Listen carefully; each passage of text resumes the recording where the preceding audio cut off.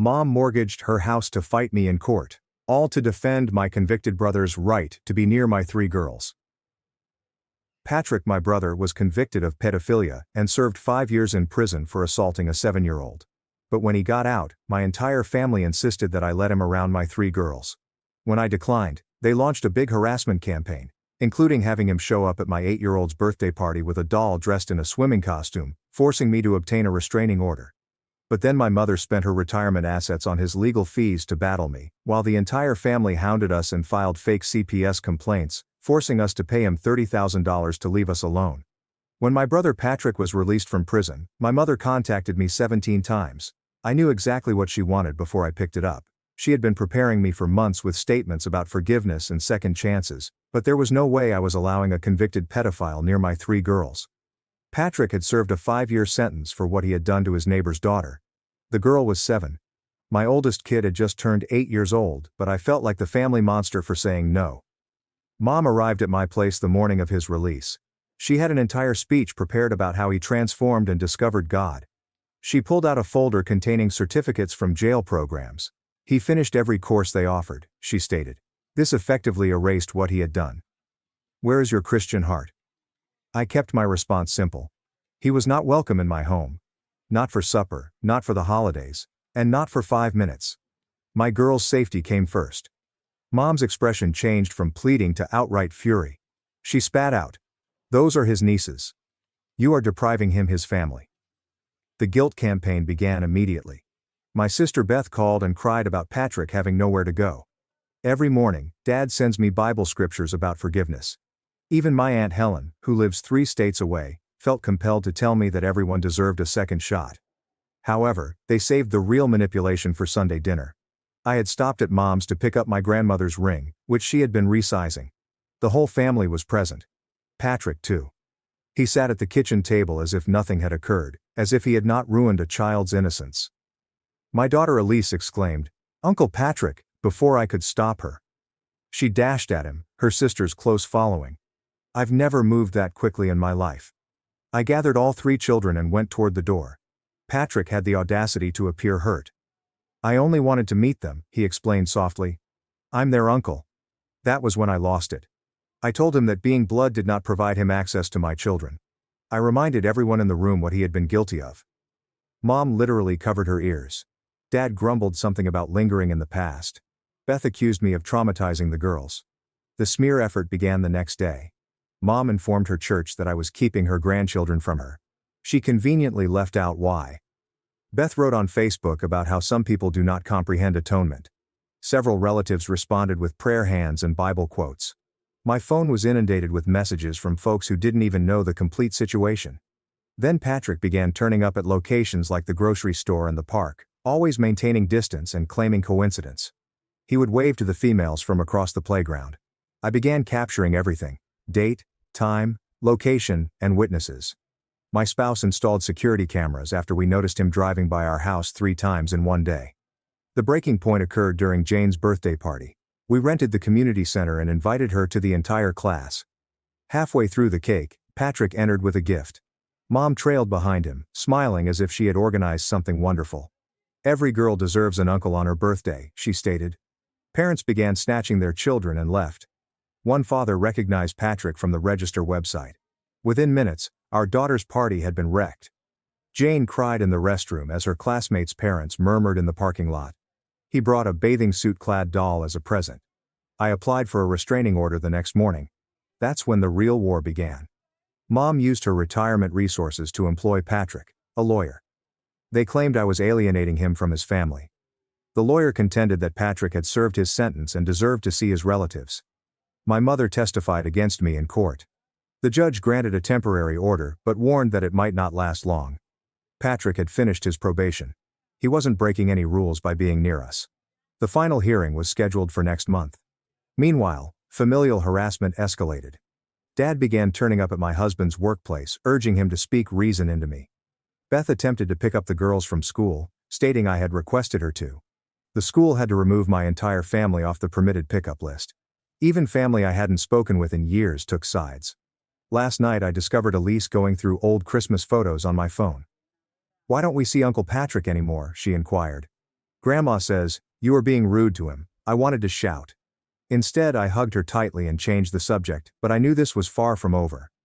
The final hearing was in 2 weeks, and Mom had made it clear that she'd mortgage her house to fight me.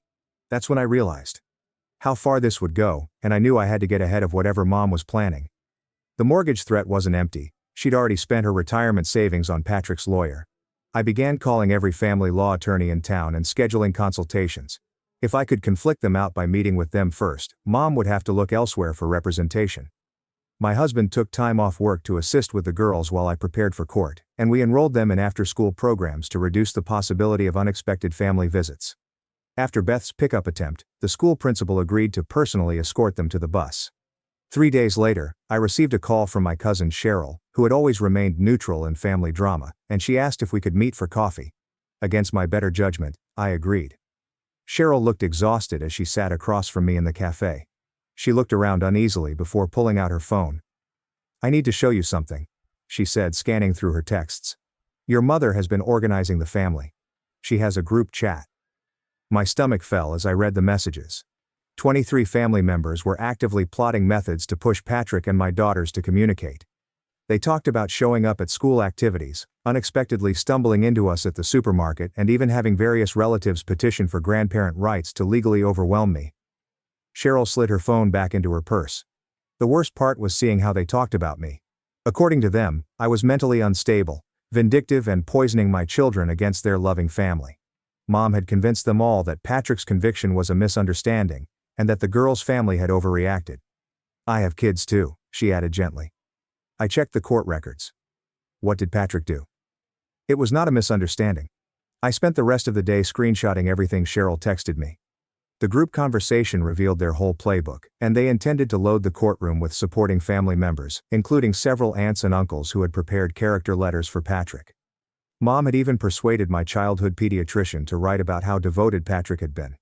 That evening, I discovered Patrick's truck parked across from our house again, this time with Mom by his side.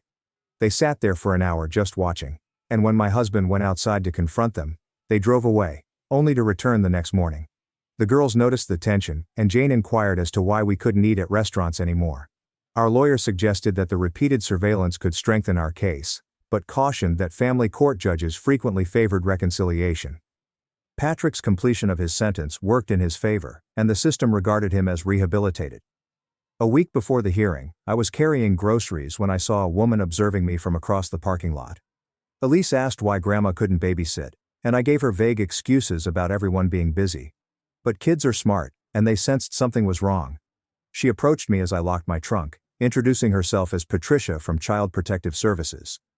Someone had put in a report about me denying my children access to family. My hands shook as I gave her my lawyer's contact information. Patricia was professional, but thorough. Our lawyer subpoenaed the CPS complaint, which alleged emotional abuse through family alienation. The home visit went well, the girls' rooms were clean, the fridge was stocked, their artwork covered the walls, and they chatted happily with Patricia about school and friends. But I knew this was just another tactic to wear me down. It was no surprise that it came from Mom's address, as she had formally accused me of emotional abuse for protecting my children from a convicted pedophile. The irony would have been laughable if it hadn't been so terrifying. As the hearing approached, Patrick became more daring, jogging past our house every morning, always careful to stay on public property, and waving at the windows, knowing the girls might see. I kept them away from the front rooms, but it meant living like prisoners in our own home. Dad left voicemails about how I was destroying the family. Beth sent long emails about forgiveness and healing. Relatives I'd blocked created new social media accounts to message me. They all sang the same tune. I was cruel, unreasonable, and unchristian. Then came the letters. Mom orchestrated a campaign in which family members wrote. I intercepted the letters addressed to them at our house, but the violation felt profound. They were attempting to manipulate my children directly now. I read each letter before shredding it, and they all followed a template. How much they missed the girls, how sad Uncle Patrick was, and how Mommy was keeping them apart. One aunt even included photos of Patrick looking dejected. My husband installed additional locks and an alarm system, and another sent drawings Patrick had allegedly made for them in prison. I'm curious why the entire family is so invested in defending Patrick's rights. With 23 relatives in a group chat and coordinated letters from everyone. We changed our routes to school and activities, I started grocery shopping in the neighboring town, and we basically went into hiding while living in our own house. The weekend before court, Mom made her biggest move yet.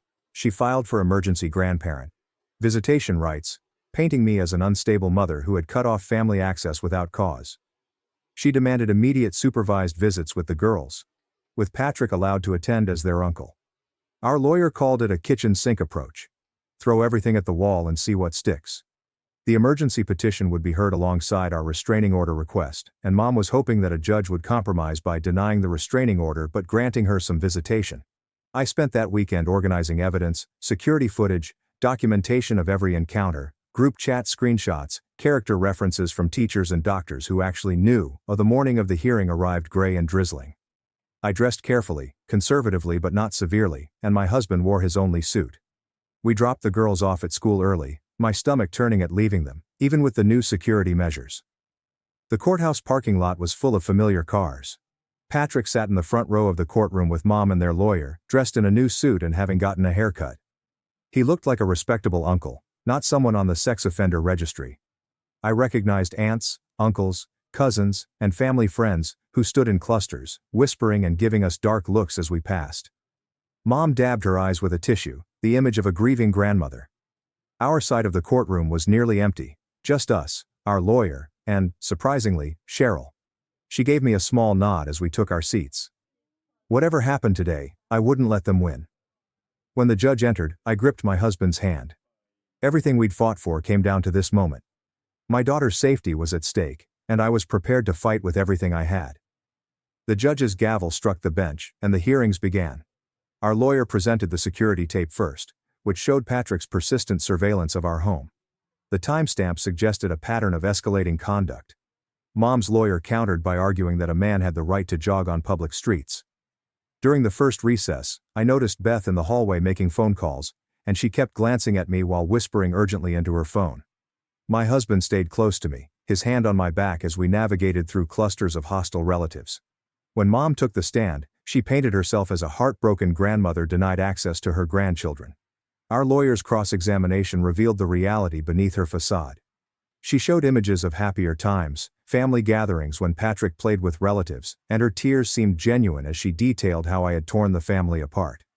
When asked directly about Patrick's conviction, Mom claimed the victim's family had blown things out of proportion, and Patrick had simply been showing affection. Several relatives in the gallery nodded along with her delusions, and the judge ordered a brief recess to review evidence. In the hallway, Dad cornered my husband near the water fountain, and I watched his face turn green as he gestured wildly, clearly attempting to pressure my husband into dropping the case. My husband simply walked away, leaving Dad fuming. Cheryl testified next, bringing printouts of the group chat messages, which Mom's lawyer objected to repeatedly, but the judge allowed them as evidence of coordinated harassment. Cheryl's hands trembled as she read aloud their plans to ambush us at various locations. Patrick took the stand later in the afternoon. Patrick couldn't explain why he'd chosen to jog past our house, and he stumbled when asked about the birthday party intrusion.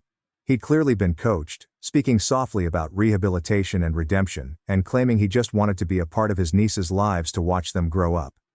His calm demeanor cracked when confronted with the victim impact statement from his case.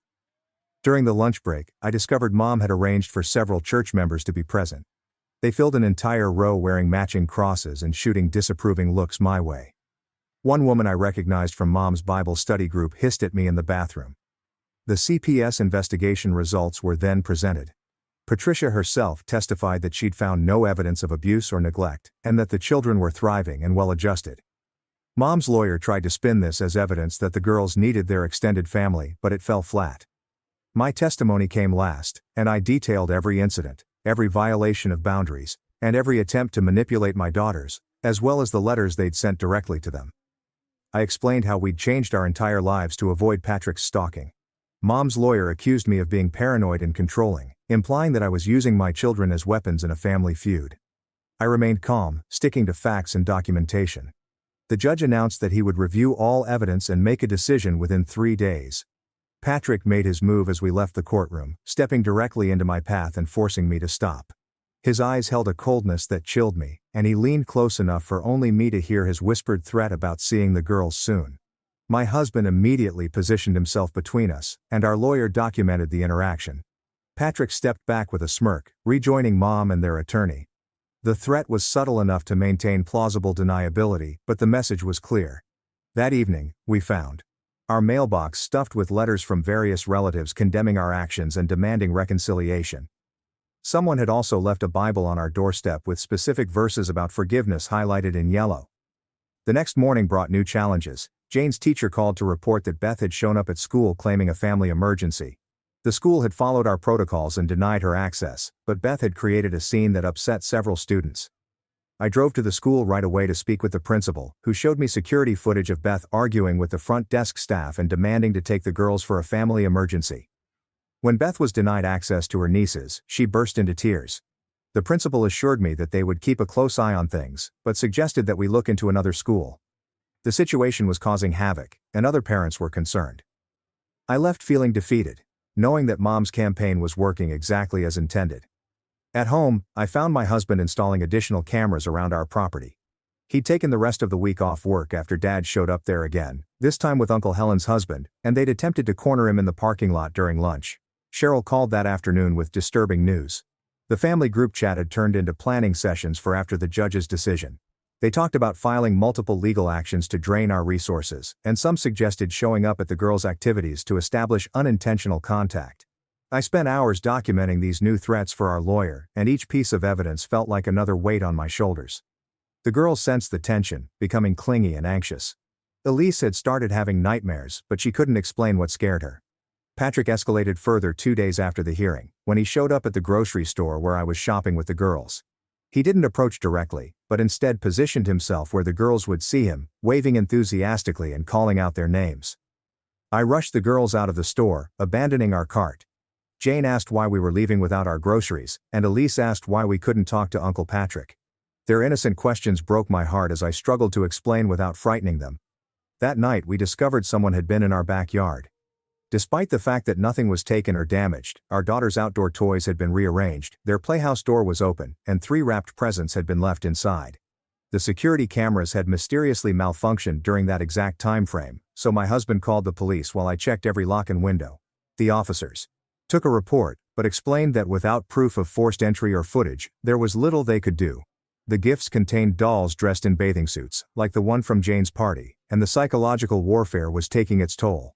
I jumped at every sound, checked locks obsessively, and barely slept. My husband began working from home to maintain constant vigilance. We were prisoners in our own lives, exactly what Mom and Patrick wanted. The morning of the judge's decision arrived with a thunderstorm, and we dressed carefully again, preparing for either outcome. I'd arranged for a trusted friend from my mother's group to watch the girls, someone completely disconnected from my family. The courthouse was even busier than before. In the courtroom, Patrick sat between Mom and their lawyer, dressed in a new suit, as if they were attending a wedding rather than attempting to force their children to be near a predator. Mom had rallied additional supporters, including several prominent church members, who wore color-coordinated outfits and carried signs promoting family unity. Mom clutched a handkerchief dramatically as the judge entered with a thick folder of documents and began reviewing the case. It was clear that someone had missed the memo on what family unity entails, as he kept turning to smile at family members who were playing the role of persecuted victim. He mentioned Patrick's completed sentence and rehabilitation programs, as well as the evidence of stalking, coordinated harassment, and a CPS complaint that appeared retaliatory. I felt my heart racing as he talked about the balance between protecting children and maintaining family bonds, citing cases where courts had reunified families after criminal convictions. Every word felt like another step toward losing everything we'd fought for. The judge's decision was mixed, but he did extend the restraining order for a year, citing the stalking behavior and harassment. The security footage showed clear patterns of stalking, the group chat messages showed coordinated harassment, and the birthday party incident demonstrated blatant disregard for boundaries. Mom's side erupted in whispers and movement, while others appeared satisfied with the partial victory, and Patrick's face showed fury beneath his calm facade. However, he granted Mom limited grandparent visitation rights, 1 supervised hour per month at a neutral location, with Patrick barred from attending. Beth stopped us in the hallway as we were about to leave. Our lawyer explained that the restraining order was now more difficult to challenge, and the supervised visitation gave us more control over the situation. We pushed through with our lawyer's assistance, ignoring shouted questions about denying children their family. Security intervened when she grabbed my arm, attempting to force me to listen, and her removal caused another scene of stares and whispers. We had won the main battle, but it had come at a high cost. Mom had her foot in the door now, and Patrick would undoubtedly use her visits to maintain indirect contact. Despite the security cameras, we discovered more gifts on our porch when we arrived home. This time, 3 identical necklaces with heart pendants. The message was clear. Patrick wasn't giving up. He'd simply found new ways to violate boundaries while technically following the court order. That evening, our lawyer called with concerning news.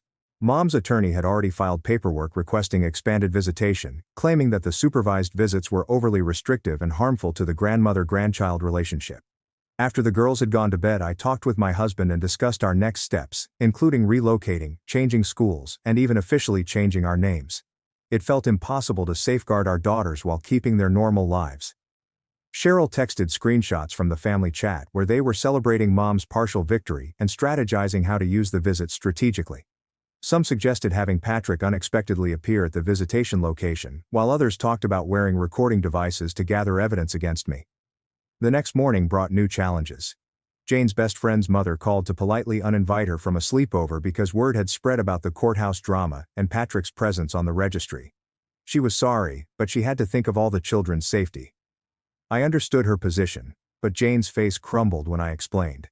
My husband's parents, who had remained silent throughout the ordeal, finally called to offer their support, but suggested that we might be handling things too harshly. She couldn't understand why she was being punished for adult problems, and Elise and our youngest became whiny and difficult as a result.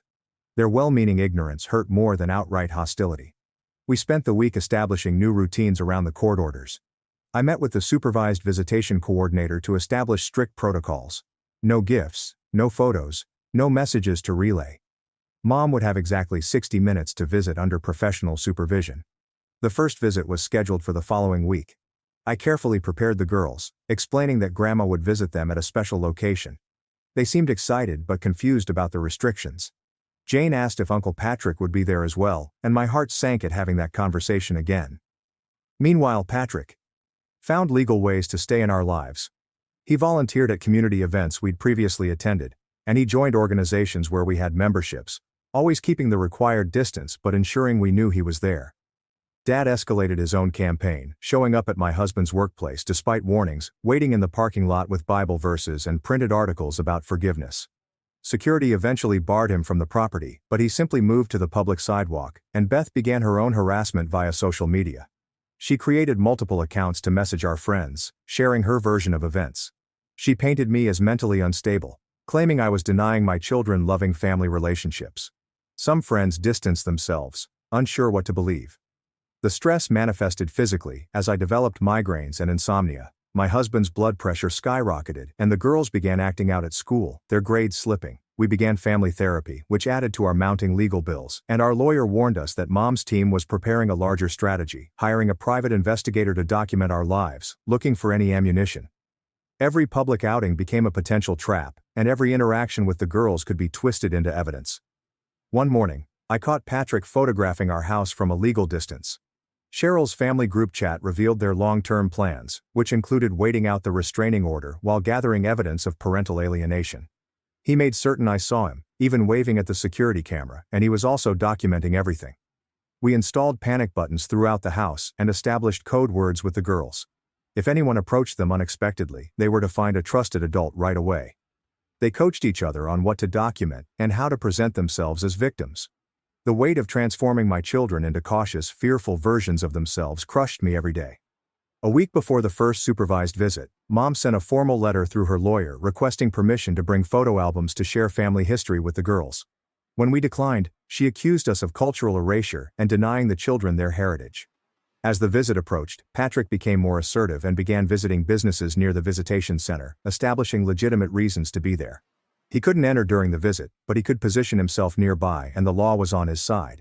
I met with the visitation supervisor to express my concerns, and she assured me that their protocols were strict, but I could see the exhaustion in her eyes. She had dealt with families like ours before, and she knew how determined individuals could circumvent even the best safeguards. None of us slept well the night before the first visit, and the girls sensed our anxiety. Jane frequently inquired if something was wrong. Elise clung to me, and our youngest returned to behaviors she'd outgrown months before. That morning I dressed the girls carefully, wanting them to seem well cared for while not giving Mom any reason to keep them away from her. My hands shook as I braided their hair, and my husband double-checked the recording device our lawyer had permitted us to carry. The visitation center was a converted house designed to feel comfortable while maintaining security, and we came early to familiarize the kids with the surroundings. The supervisor took the girls to the visitation room while we waited in a separate area. Mom arrived on time, dressed impeccably, and carrying a small bag. Her face lit up as she saw the girls through the window, and for a brief moment, I saw the grandmother she could have been if she hadn't chosen Patrick over their safety. I watched on the closed-circuit monitor as Mom hugged them sadly. She had brought approved coloring papers and crayons for 30 minutes, and it appeared to be a normal grandmother visit. Then Mom began her manipulation, talking about missing family events and how sorry everyone was. The supervisor redirected her several times, but Mom was skilled at subtle emotional manipulation. When the visit ended, the girls were confused and upset. They didn't understand why they couldn't see Grandma at her house, or why Uncle Patrick couldn't visit either. The car ride home was filled with questions that I struggled to answer honestly, without further damaging them. That afternoon, our lawyer called. Patrick had filed his own petition claiming defamation and emotional distress, claiming that our false accusations had harmed his reputation and relationships. I'm curious why the judge would grant visitation rights in the face of documented stalking and harassment.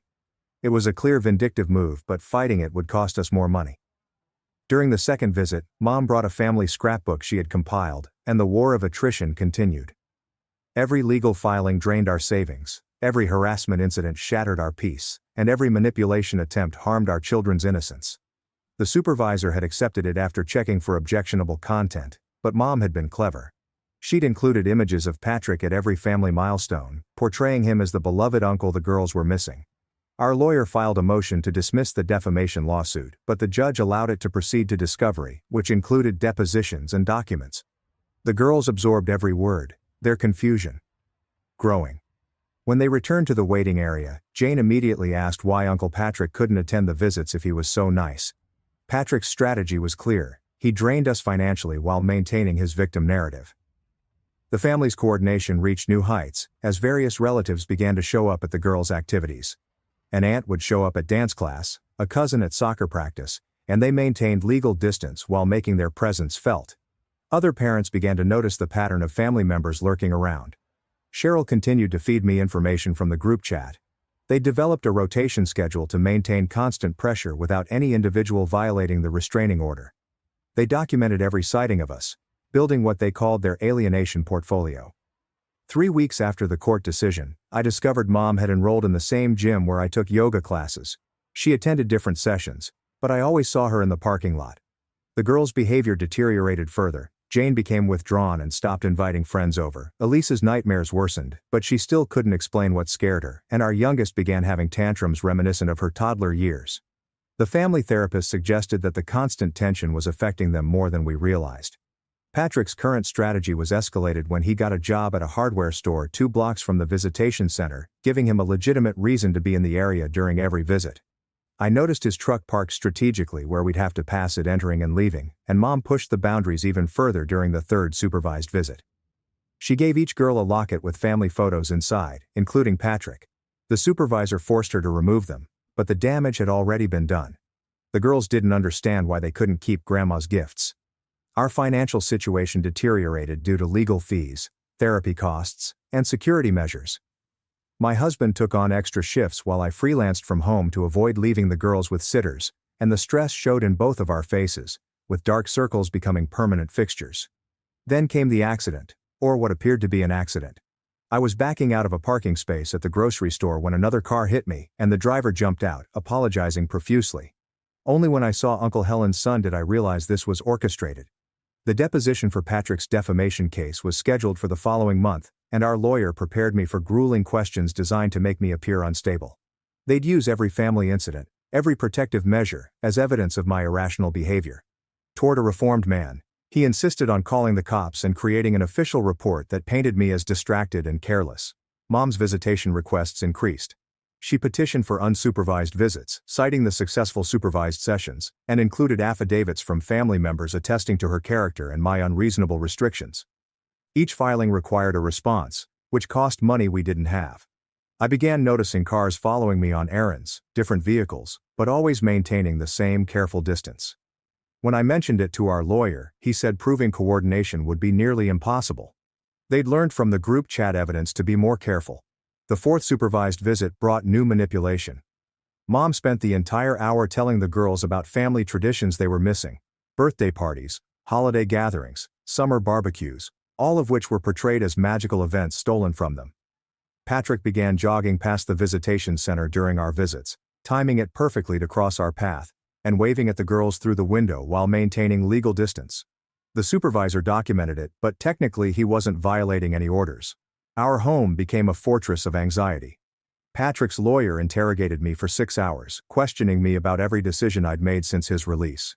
I struggled to explain why we lived as if we were hiding without frightening them or poisoning them against the family they still loved. We added more cameras, window sensors, and kept the curtains drawn at all times. They portrayed my protective measures as paranoid delusions, and my documentation as obsessive behavior. I kept my cool, but inside I was cracking. 2 days later, Jane's teacher called with concerns.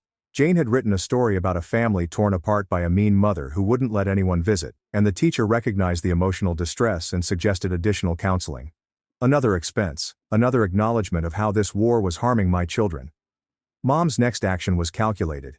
She began attending the same church we'd shifted to, and after leaving hers, she sat across the sanctuary, dabbing at tears during services. Churchgoers who didn't know our tale saw a grandma split from her grandchildren, and some began avoiding us. My husband suggested borrowing from his 401k, but I knew that would only delay the inevitable. Patrick had hired a second attorney, someone known for aggressive litigation, and the message was clear. They could afford to escalate, whereas we couldn't. During the fifth supervised visit, something shifted, and Mom dropped her careful facade for a brief moment. When the supervisor stepped out briefly to use the restroom, Mom quickly whispered something to the girls. I couldn't hear it through the monitor, but I saw their faces change. Jane looked scared, and Elise was confused in the car. Afterward, neither girl would tell me what Grandma had said. They exchanged glances but remained silent. That night, I found them huddled together in Jane's bed, whispering. When I entered, they immediately stopped talking.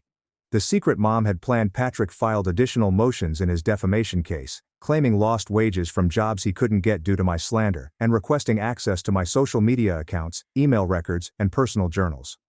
Our lawyer fought each request, but judges frequently favored broad discovery, and the family's pressure campaign evolved. Instead of making direct contact, they started a whisper campaign in our community, sending anonymous letters to parents at school, calling local businesses to question our mental stability, and gradually shrinking our world. Cheryl warned me that Mom was planning something for the holidays, and the group chat was filled with cryptic references to Christmas justice and reunion planning. The sixth supervised visit was scheduled for December 23rd, and Mom arrived with a bag of wrapped presents that the supervisor had to inspect. Each gift was appropriate, including books, puzzles, and art supplies, but each contained subtle reminders of what the girls were missing. That evening, I discovered why the girls had been secretive. Elise finally broke down and told me what Grandma had whispered. Uncle Patrick had gifts for them hidden at her house, special gifts he'd made himself, and they could have them if they could persuade Mommy to let them visit. The manipulation was masterful, and my children now had a secret with their grandmother. They didn't understand why I was being mean about presents, and Jane accused me of ruining Christmas. On Christmas Eve, we discovered 3 packages on our doorstep, left at 3 a.m. by someone in dark clothing who knew exactly where our blind spots were. Inside were handmade dolls clearly crafted with patience and skill, as evidenced by the security cameras.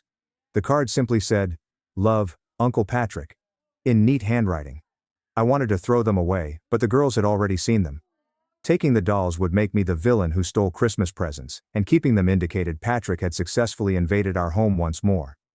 My husband and I exchanged worried glances over the girls' heads as they opened their presents on Christmas morning, clearly thinking about the dolls in the garage and the mysterious gifts at Grandma's house. I made a compromise and put them in the garage, promising that we'd figure it out later. The day after Christmas, our lawyer called with bad news. The judge in Patrick's defamation case had partially ruled in his favor, dismissing the wage loss claims but finding that I had potentially damaged his reputation beyond the scope of protecting my children, and a trial would determine damages. I sat in my kitchen, staring at the legal documents, because we couldn't afford a trial. The retainer alone would bankrupt us. Mom and Patrick had won their war of financial attrition. I had to make an impossible choice: surrender or lose everything fighting. That night, I found my husband in the garage, looking at the dolls Patrick had made, each of which was crafted with disturbing detail and dressed like our daughters. The implications made my skin crawl, but legally they were just gifts from an uncle, and we had no proof of sinister intent. The next morning, Jane's best friend's mother called to say they were switching schools. The drama surrounding our family had become too much, and other parents were considering doing the same. During the 7th supervised visit, I instructed our lawyer to offer a settlement in Patrick's defamation case, despite the fact that the number made me sick. As I watched Mom manipulate my daughters with practiced ease, seeing their growing resentment toward me, and feeling the financial news tightening, I realized I had to change tactics. I couldn't win by playing defense anymore. Despite the fact that we didn't have $30,000, the settlement came with conditions Patrick couldn't refuse, including a permanent no-contact agreement that went beyond the restraining order. Patrick accepted the settlement, probably thinking he'd find a way around it later, and we had to liquidate our retirement accounts to pay for it. Despite the fact that it felt like paying a ransom to a kidnapper, Mom's reaction was swift and vicious. She filed for expanded visitation rights, claiming the settlement proved I'd been wrong about Patrick, but our lawyer had anticipated this, and the settlement included Patrick's acknowledgement that continued contact could be detrimental to the children's well-being. The judge who reviewed Mom's petition saw through her manipulation. He observed a pattern of escalating behavior, coordinated harassment, and the use of supervised visits to undermine parental authority. Instead of expanding access, he reduced it to quarterly visits with stricter supervision. Mom's investment in Patrick had cost her everything, including her retirement savings, relationship with her grandchildren, and now her limited access. The family group chat erupted in rage and disbelief, and Cheryl sent me screenshots of their outburst. Some blamed Mom for pushing too hard, while others blamed Patrick for taking the money. The coalition that had terrorized us for months had fractured into bitter factions, and we used the breathing room to rebuild. Jane's school agreed to put in more security measures. We found a new therapist who specialized in family manipulation dynamics, and we gradually, carefully, began explaining the age-appropriate truth to the girls about why Uncle Patrick couldn't be around them. The quarterly visits with Mom became less traumatic, and with stricter supervision and reduced frequency, she couldn't maintain the same manipulation. The girls began to see her as a distant relative rather than a central figure in their lives. It wasn't ideal, but it was manageable. 6 months later, Patrick violated the no-contact agreement by sending birthday cards to each girl through a third party. Our lawyer immediately filed for contempt, and this time, the judge had no patience. Patrick faced jail time or a substantial fine, which he chose, further draining Mom's resources because she was still funding his legal battles. The extended family eventually fled, without Mom's money to fund their campaign, and with legal barriers entrenched, most found it simpler to move on. A few remained, but their individual efforts lacked the coordinated impact of the group onslaught. On the anniversary of Patrick's release, I sat in my backyard watching my daughters play. We'd paid a terrible price: financial ruin, family destruction, months of terror, but they were safe. Their innocence was scarred, but not shattered. My husband joined me, bringing coffee. We didn't need words. We'd survived by choosing the battles we could win, and accepting the costs of those we couldn't. The war wasn't over. As I hugged them close, I reflected on the cost of protection. It would never be perfect, but we'd accomplished what was most important. The girls ran up to us, their faces beaming with joy. They'd adapted to our new normal with the resilience of children, and they now understood why some family members weren't safe, why love sometimes meant keeping distance. Every parent would pay it without hesitation, but few understood the true cost until the bill came due. We'd paid in money, relationships, and innocence, but watching my daughters play safely in our yard, I knew I'd pay it again. The restraining order would need to be renewed eventually. Mom would get her quarterly visits, and Patrick would most likely probe for new weaknesses, but for the time being my daughters are safe. I found it strange how the mother aged so much when she lost. Was she actually believing she was doing the right thing, or was this all about control from the start? Sometimes the only triumph that matters is surviving each struggle and preserving what you love most.